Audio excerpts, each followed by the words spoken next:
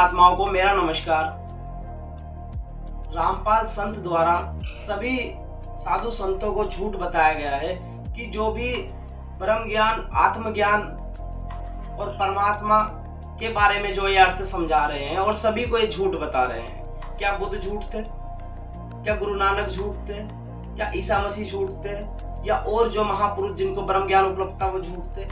आप झूठ है। आप झूठ की दुकान चला रहे हैं। सिर्फ कबीर को ही भगवान घोषित कर देना। जिसको ज्ञान उपलब्ध होगा वो किसी एक पर नहीं टिकता। अपनी भ्रमित माया से बाहर आओ। ये जो तुम लगे पड़े हो ना ऐशो आराम और पैसे कमाने के जो लालच में तुमने एक को ही घोषित कर दिया। ब्रह्म ज्ञानी कभी ऐसा घोषणा नहीं करता। बुद्ध ने कभी ऐसी घोषणा नहीं करी है। तुम्हारी तरह राज नहीं राज छोड़ के बैठे हैं, राजपाट, वो ऐसी घोषणा नहीं करते। ईसा मसीह ने ऐसी कोई घोषणा नहीं करी। अगर उन्होंने अपने आप को कहा है, किसी ने भी संत ने कहा कि मैं भगवान, तो उसने सिर्फ अपने आप को भगवान घोषित नहीं किया होगा। उस महासंत ने यह कहा होगा कि पूरा ब्रह्मांड ईश्वर है, उसी का अंश विद्यमान है। अंश यानी ऊर्जा। जैसे एक लाइट पावर हाउस से जो शुरू होती है, तारों के माध्यम से बल्बों में जाती है, सिर्फ यही है, इससे ज्यादा कुछ नहीं। और तुम सिर्फ कबीर को ही ईश्वर घोषित कर देना। अगर कबीर ईश्वर है तो पूरा ब्रह्मांड ईश्वर है। और ये जो तुम झूठा जो आत्मज्ञान और कह रहे हैं कि मेरे पे ही कृपा की है, कबीर जी ने इस दास पे ही कृपा की है। मूर्ख बनाना बंद करो। सीधी सी बात है, मूर्ख बना रहे हो पूरी जनता को। कारण है कि आप पे ही कृपा करी है। कोई दूसरा अभी तक आपके यहाँ कोई ऐसा ज्ञानी उपलब्ध नहीं हुआ जिस पे कृपया करी हो। या तुम्हारे में इतना भी सामर्थ्य नहीं है कि जो कृपया तुम्हारे पे की है वो दूसरों पे भी कृपया हो जाए। तुम्हारे पास आके सिर्फ ऐसे ही मदारी की तरह ढोल बजा के वो चले जाएंगे, उनका जीवन ऐसे ही समाप्त। सिर्फ तुम्हारे पे ही कृपया। गजब के तुम्हारे कबीरदास, जिन्होंने सिर्फ एक ही पे किए, एक ही उनके बच्चे हैं। बाकी जो तुम्हारी संस्थान से जुड़े हुए लोग हैं, जो तुम्हें मानते होंगे, जो तुम्हारी सत्संग में जाते होंगे, क्या उन पे कोई कृपया नहीं हुई कभी? अच्छी सेटिंग चला रखी है। कबीर से तुम्हारी बड़ी अच्छी सेटिंग है, जो सिर्फ तुम्हें ही ज्ञान हुआ है। जरा एक बार इन्हें सुन लो, ये क्या कह रहे हैं। आत्मा और परमात्मा, जैसे अभी तक हम सुना करते थे इन नकली संतों से कि भाई आत्मज्ञान हो गया, आत्मज्ञान हुए बिना मोक्ष नहीं होता। आत्मज्ञान का अर्थ है अपने विषय में जानकारी, मैं कौन हूँ, मेरा उद्देश्य क्या है, मैं यहाँ इस जन्म और मृत्यु के चक्कर में क्यों फंसा हुआ हूँ, ये तो है आत्मज्ञान। और एक परमात्म ज्ञान, अपने विषय में जानकारी और परमात्मा की जानकारी, जब दोनों ज्ञान होंगे तभी बात बनेगी। कहते हैं कूप की छाया कूप के माही, ऐसा आत्मज्ञान ना कुएं की छां। कुएं के अंदर जो छाया होती है वो कुएं तक ही सीमित है, उसका बाहर कोई लाभ नहीं। कहते हैं आपका आत्मज्ञान तो ऐसा ही जैसे कुएं की छां कुएं के अंदर, यानी इस काल के घेरे में गिरे रहोगे, इस जन्म मृत्यु के चक्कर से बाहर नहीं हो सकते। तो परमात्म ज्ञान से बात बनेगी। वो परमात्म ज्ञान इस दास पर दया करी कबीर भगवान ने और मेरे गुरु पूज्य गुरुदेव जी महाराज। आपको बताया जा रहा है कि हमने आज तक झूठे संतों से सुना है जो ये कहते हैं आत्मज्ञान कि यही मोक्ष है आत्मज्ञान के बाद ही। लेकिन मोक्ष का अर्थ ये समझा रहे हैं कि मोक्ष का अर्थ यानी आत्मज्ञान का अर्थ इतना है सिर्फ कि आप अपने आप को जान जाए। यहाँ धरती पे क्यों आए, जीवन मरण के छुटकारे से नहीं हो सकता कुछ भी। अपने आप को जान लेना और परमात्मा को जान लेना अलग बात है। तभी बात बनेगी जब परमात्मा को जान जाओ। और तुम्हारा आत्मज्ञान तो ऐसा है, इन्होंने उदाहरण दिया, तुम्हारा आत्मज्ञान तो ऐसा है जैसे कुएं में छाया, वो कुएं से बाहर नहीं निकलती, कुएं में ही रह जाती है। और उस परमात्मा कबीर ने इस दास पे कृपा की है। अच्छा बिजनेस चला रखा, अच्छा बिजनेस, आप पे ही कृपा हुई। इतने सत्संग इतने टाइम सालों से चला रहे हो, आज तक इतना भी दम उपलब्ध नहीं हुआ कि जब आपको ही कृपा दे दी तो आप दूसरों को करा दो। पहली बात तो आपको कोई कृपा नहीं हुई। जो कृपया आप करवा रहे हैं, जो कृपया यहाँ चल रही है, वही कृपया है। माया से भ्रमित हो, कुछ लेके नहीं जाना। और जो सच में ज्ञानी पुरुष होता है वो एक महापुरुष पे नहीं टिकता, वो खाली कबीर पे नहीं टिकेगा। उसके लिए कबीर भी उतने ही है, बुद्ध भी उतने ही है, गुरु नानक भी उतने ही है, ईसा मसीह भी उतने ही है, कृष्ण भी उतने ही है। उनमें कोई भेद नहीं हो सकता। जब तक तुम में भेद है तुम्हें कोई ज्ञान उपलब्ध नहीं है, ये इसका प्रमाण है। सीधी सी बात है, अगर गुरु को जानना है, जिसने गुरुओं में भेद कर दिया उसे कोई ज्ञान उपलब्ध नहीं है। सीधी सी बात ये है। अब मैं आपका ले लूं, आपने जो उदाहरण दिया कि कुएं की जो छाया है वो कुएं में ही रहती है, उससे बाहर नहीं आती। जो आत्मज्ञान को आपने कहा, जब आत्मज्ञान उपलब्ध होता है ना महाराज, जब आत्मज्ञान उपलब्ध होता है, आपने देखा होगा कि दिन में कुएं की स्थिति अलग होती है, रात होने पे कुएं की स्थिति अलग होती है। जब आप में ज्ञान उपलब्ध हो जाएगा, जो दिन की स्थिति है वो परमानेंट बनी रहेगी, उसको आत्मज्ञान कहते हैं। और कौन है परमात्मा? कहाँ है परमात्मा? दिखाओ जरा, कराओ दर्शन, कराओ कबीर जी के दर्शन। कहाँ है परमात्मा? परमात्मा कहाँ नहीं है ये पूछो। इसका प्रश्न ये होना था कि परमात्मा कहाँ नहीं है। खाली कबीर ही परमात्मा, गजब, चले गए दुनिया से, तुम पे ही कृपा करी।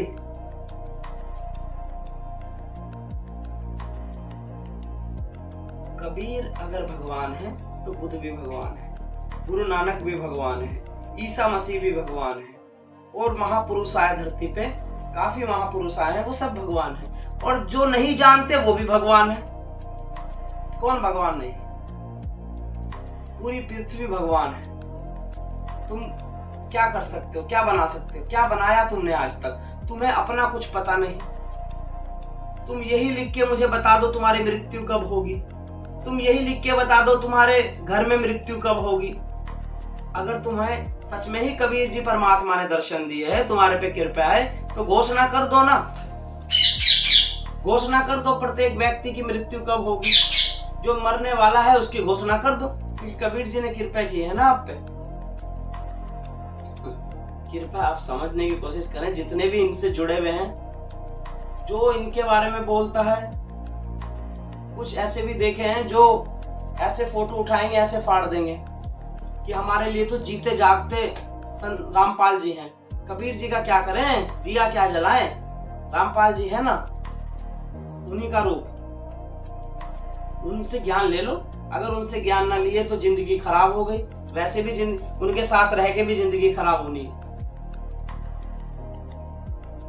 क्योंकि कभी भी कबीर को ज्ञान किसने दिया? यहाँ आए थे ना, पृथ्वी पे आए थे, चले गए। जो भी महापुरुष आता है ज्ञान स्वयं के साथ प्राप्त होता है। कोई दूसरा संत आज तक महापुरुष को उठा के देख लेना इतिहास, किसी को किसी से कोई ज्ञान उपलब्ध नहीं हुआ, ना कोई ज्ञान उपलब्ध करा सकता। और सिर्फ तुम्हें ही कबीर ने कृपा की है तो कबीर से पूछ के सबका भविष्य बताना शुरू कर दो, क्योंकि भैया तुम लोक में भी जाते हो, लोक के भी दर्शन करके आ जाते हो, तो ये बताना शुरू करो। सिर्फ बोल देना और दूसरों के शास्त्र को उठा के उस पर टिप्पणियां कर देना, ऐसे तो मैंने तुम्हारे कुएं की जो स्थिति है वही खराब कर दी। किसने कहा एक जैसी छाया रहती है, उसमें बदलती है। रात को 8 बजे कुछ और स्थिति होती है कुएं की, सुबह को 8 बजे अलग स्थिति होती है। एक जैसा अंधेरा उसमें रहता ही नहीं, छाया एक जैसी हो ही नहीं सकती कभी भी। कबीर जी का एक दोहा मैं आपको पढ़ देता हूं इसी पे, जरा आप कबीर जी का एक बार दोहा सुन लीजिए। कबीर जी ने कहा है, कबीर कुआ एक, पनहारी अनेक, बर्तन न्यारे न्यारे भरे, पानी सब में एक। इसका क्या अर्थ समझते हैं? जितने भी रामपाल को सुनने वाले हैं, संत को, संत नहीं है, जितने भी सुनने वाले हैं, इसका क्या मतलब निकालते हैं? क्यों सुनना रामपाल जी को? ये पढ़ लो सीधा उनके दोहे, क्या कहना चाह रहे हैं इसमें। इसमें कह रहे हैं कबीर कुआ, यानी उनको ब्रह्म ज्ञान, जिसको ब्रह्म ज्ञान है। खाली कबीर कुआ, अगर आप सोच रहे हैं कि कबीर कुआ एक मतलब पूरी कुआ एक ही है, समुद्र एक है, नहीं, गलत समझ रहे। पूरे भारत के अंदर एक ही कुआ था? कुएं अनेक थे, अनेक कुएं भारत के अंदर मौजूद थे। ऐसे ही कुएं समझेंगे आप जैसे कबीर, ऐसे बुद्ध, ऐसे गुरु नानक, ऐसे ईसा मसीह, कृष्ण या और भी महापुरुष धर्मों में आए हैं।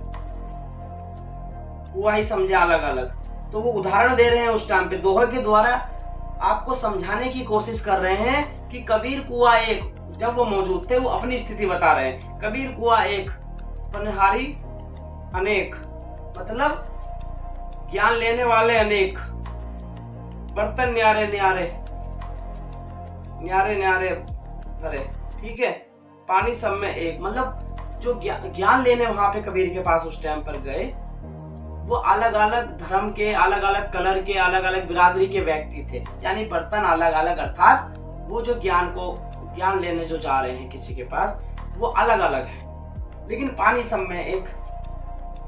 कुआं कौन? कबीर। पानी सब में वही पानी है। तो क्या आवश्यकता है फिर? समझने की कोशिश कर लें कि क्या आवश्यकता है कहीं जाने की।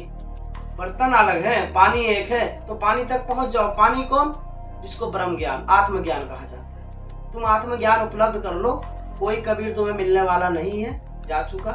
तुम आत्मज्ञान उपलब्ध कर लो, कहीं बुद्ध तुम्हारे आड़े नहीं आएंगे। तुम कोई भी ज्ञान उपलब्ध कर लो, कोई महापुरुष आपके आड़े नहीं आने वाला। ये सिर्फ यहाँ बिजनेस एक चला रखा है। जब आत्मज्ञान आपको उपलब्ध हो जाएगा, उनको आत्मज्ञान उपलब्ध हुआ, कभी किसी में नहीं बंधे। तुम दोहों के गलत मतलब निकाल लो, दोहों को गलत तरीके से बताना शुरू कर दो। अब वो आदमी तो जा चुका, जिसको परम ज्ञान उपलब्ध था, वो तो जा चुका। अब उसके नाम की तुम कोई भी फिल्म बनाओ, कोई भी स्टोरी सुनाओ, सुनाते रहो।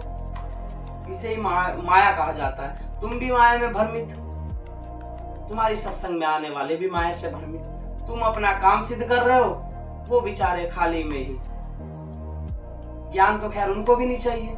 जिसको ज्ञान चाहिए वो जिद करता है एक छोटे बच्चे की तरह। जैसे एक बच्चे को एक खिलौना ही चाहिए, वो जिद करता है यही चाहिए।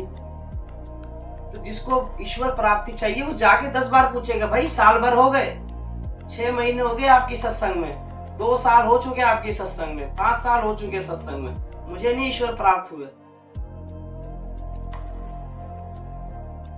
ईश्वर ऐसे प्राप्त होते भी नहीं है।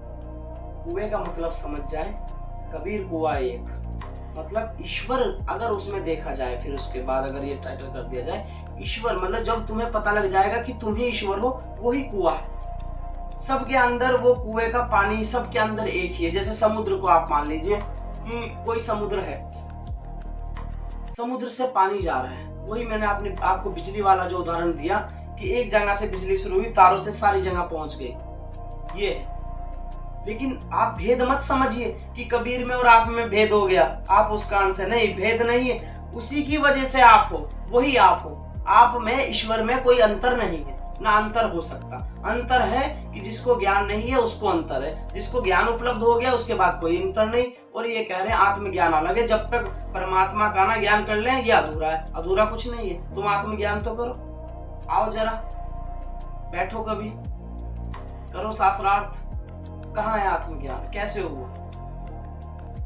सीधा सा प्रमाण दे रहा हूं, जिसको आत्मज्ञान है, इसी को ब्रह्म ज्ञान कहा जाता है। जब ये तुम्हें उपलब्ध हो जाएगा, कोई भेद नहीं होता। सीधी सी बात है, कोई भी महापुरुष में तुम भेद नहीं कर सकते। जब तक तुम भेद करोगे, किसी को बड़ा और किसी को छोटा घोषित करोगे, हर किसी के लिए नहीं कह रहा हूं, महापुरुषों के लिए कह रहा हूं। जब तक महापुरुषों में भेद होगा, महापुरुष यानी जिसको ब्रह्म ज्ञान था। ये बात तुम्हारी सही है कि 99% गद्दी में बैठने वाले ब्रह्म ज्ञानी नहीं है, लेकिन सबको तुम एक कैटेगरी में तोल दो, सबको तुम एक जगह तोल दो, वो गलत है। बुद्ध को तुम उसमें नहीं तोल सकते, कृष्ण को तुम नहीं तोल सकते, ईसा मसीह को नहीं तोल सकते। हर किसी को एक जगह नहीं। जिसको ब्रह्म ज्ञान है उसको ब्रह्म ज्ञान है। और ब्रह्म ज्ञान कैसे मिलता है ये मैं अच्छी तरह जानता हूँ। वो चीज मैंने भी प्राप्त की है, इसीलिए इतना बोल पा रहा हूँ।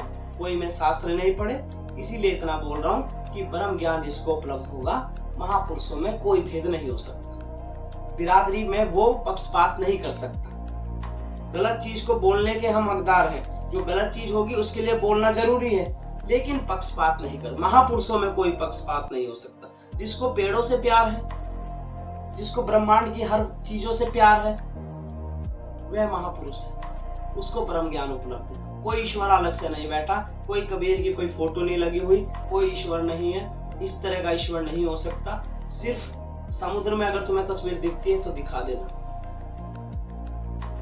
कुएं में कोई तस्वीर नहीं।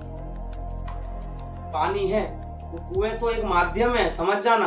कुआं ये नहीं कह रहे कबीर कि वो कुआं ही सब कुछ है। कुएं का जो पानी है वो मायने रखता है, कुआं मायने नहीं रखता।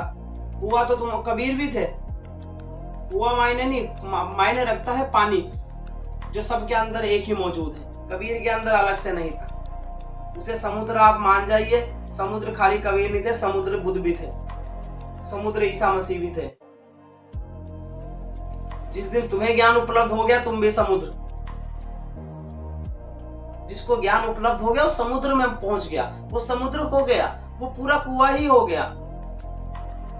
लेकिन मेन है पानी। समुद्र को ना मान लीजिए, कुएं को ना मान लीजिए, हो पानी ही सब। तो इन चीजों से जो जनता वहां जुड़ी है, मैं ये नहीं कह रहा हूं मेरे से जुड़े, मुझे कोई आवश्यकता नहीं है। मुझे जितना पता है उतना मैं ज्ञान आपको दे रहा हूं। ऐसों के चक्कर में पड़ने से अच्छा है तुम अपने अंदर प्रवेश करो, जानो। आत्मज्ञान शब्द कह देना, आत्मज्ञान उपलब्ध नहीं होता।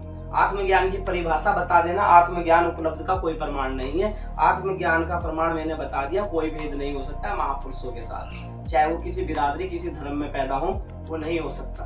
कोई भी धर्म में, हर धर्म में महापुरुष आए हैं, कौन से धर्म में नहीं आए। जो जितने भी पृथ्वी पे तुमने धर्म बना रखे हैं, सब में महापुरुष पैदा होते हैं। उनमें भेद नहीं, भेद होता है फिर गद्दी चलाने वालों में। उसके बाद जो गद्दियां चलती हैं उनमें भेद है, फिर वो अपने को ही लेके चलते हैं कि यही सत्य है।